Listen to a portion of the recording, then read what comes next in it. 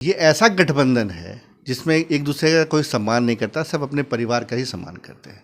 भ्रष्टाचार ही करना एक मुद्दा। अगर आप देखिए कि सब में अगर कॉमनैलिटी क्या है, जितने पार्टी है तो परिवारवाद और भ्रष्टाचार, यही इनकी कॉमनैलिटी है। सब लोग चाहते हैं कि बिहार में भी एक स्थिर सरकार हो, डेवलपमेंट हो, और जिस दिन आप कमल पर दबाएंगे, बटन दबाएंगे, उस दिन के बाद यहाँ के सारे गुंडे यहाँ से भागेंगे।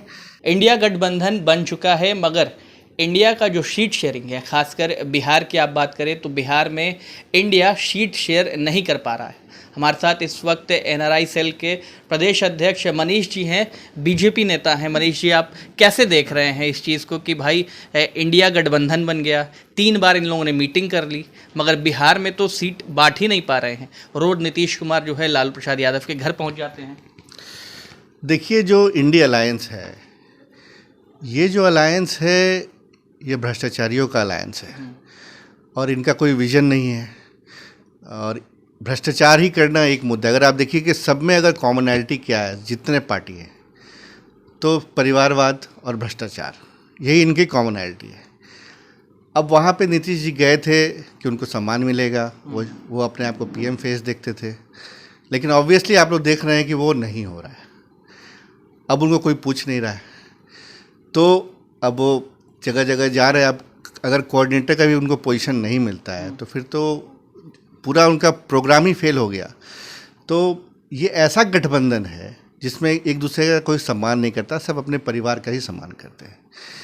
ये, और देखिए, एक तरफ हमारे प्रधानमंत्री मोदी जी पूरे विश्व में, जब मैं एनआरआई सेल को देखता हूँ, पूरे विश्व के बिहारियों से मेरी बातचीत रोज़ होती है, और वो लोग काफ़ी चिंतित हैं बिहार को लेकर कि बिहार में ऐसे ही कोई प्रोग्रेस नहीं हो रहा है, कोई अपॉर्चुनिटी नहीं मिल रहा है। युवा जो यहाँ परेशान है, नौकरी नहीं है, और जो आप देखिए पर कैपिटा इनकम जो बिहार में युवाओं का है, देश के मुकाबले हम लोग 1/3 कमा रहे हैं।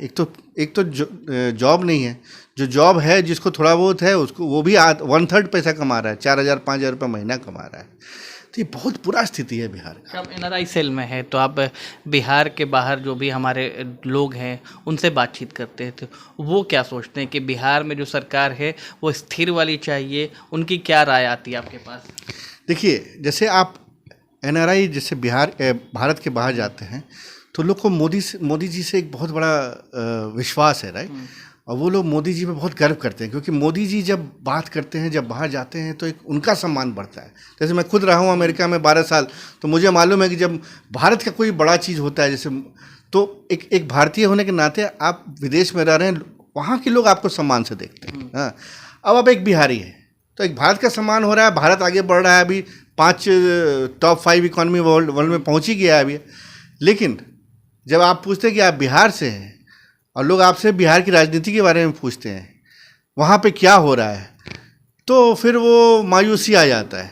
सब लोग चाहते हैं कि बिहार में भी एक स्थिर सरकार हो, डेवलपमेंट हो। इसलिए जब बीजेपी की इस बार जब पूर्ण बहुमत से सरकार आएगी और जब विकास का एकदम दौर चलेगा, तब वहाँ पे देखिए कि पूरे बिहारियों का जो मान सम्मान है बिहार को लेके, वो बढ़ेगा। अभी तो आप जानते ही हैं कि बिहार के बाहर बिहारी रहते हैं, बहुत मेहनत करते हैं, लेकिन उनको सम्मान नहीं मिलता है। मतलब उनके भी मन में यही चलता है। मनीष जी, आपको फीडबैक मिलता है कि एक स्थिर सरकार, बीजेपी की सरकार और प्रधानमंत्री मोदी के नेतृत्व में चले, डबल इंजन हो, ये सब बोलते हैं एकदम। और मोदी जी की सरकार तो जिस तरह का केंद्र में काम कर रही है, अब आप यूपी को देख लीजिए, वहाँ पे आदरणीय योगी, डबल इंजन जो शब्द क्यों बोला जाता है, क्योंकि मोदी जी का जितना कार्यक्रम है वो तो पहुंच ही रहा है, उसमें अगर अपना राज्य भी अपना कार्यक्रम उसमें जोड़ दे, या तो दोनों मिलाने के बाद जब वो पहुंचता है, और डिजिटल माध्यम से इतनी जो बदलाव आई है, तो अभी क्या हो रहा है, लोगों तक सीधे बेनिफिट पहुंच रहा है। अभी यहाँ ऑपोजिशन में है, मोदी जी ने कुछ कार्यक्रम भेजा, इन्होंने उसको रोका, तो फिर मोदी जी का मतलब यहाँ अपना तो कार्यक्रम है नहीं, यहाँ तो अपना कुछ होता ही नहीं है, कोई विजन ही नहीं है, कोई कार्यक्रम ही नहीं है।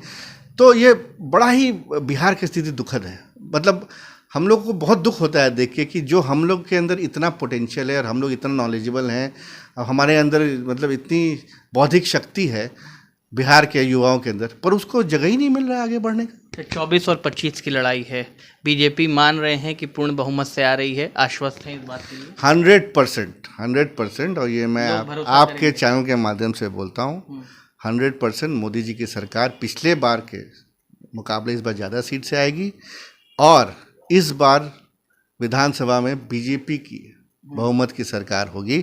और जिस दिन आप कमल पर दबाएंगे, बटन दबाएंगे, उस दिन के बाद यहाँ के सारे गुंडे यहाँ से भागेंगे, और विकास के लिए पूरे दुनिया से जितने बिहारी हैं, नॉन बिहारी हैं, और यहाँ आकर इन्वेस्टमेंट शुरू कर देंगे। ठीक, हमारे साथ प्रदेश अध्यक्ष थे एनआरआई सेल के मनीष जी, जिनसे आपने बात जिनकी आपको बात सुनी आपने, और उन्हें साफ तौर पर बताया है कि 2024 और 25 में जो है वो बीजेपी की सरकार बननी है, और जैसे ही बीजेपी की सरकार बनेगी वैसे ही बिहार से गुंडे जो है वो गायब हो जाएंगे, और बिहार में इन्वेस्टर्स की और रोज़गार की बहार आ जाएगी।